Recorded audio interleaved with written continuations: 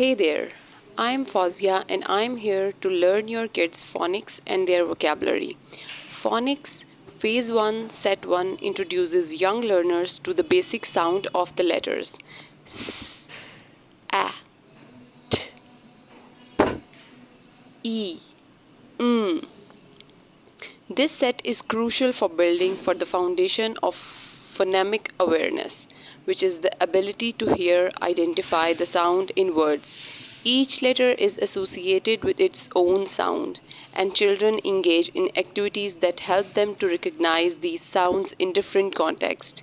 For instance, s, sun, a, apple, t, tap, pat, insect, net.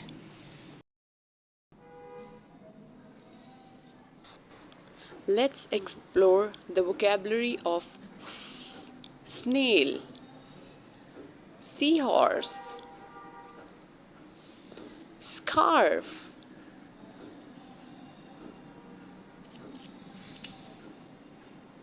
skirt, shark,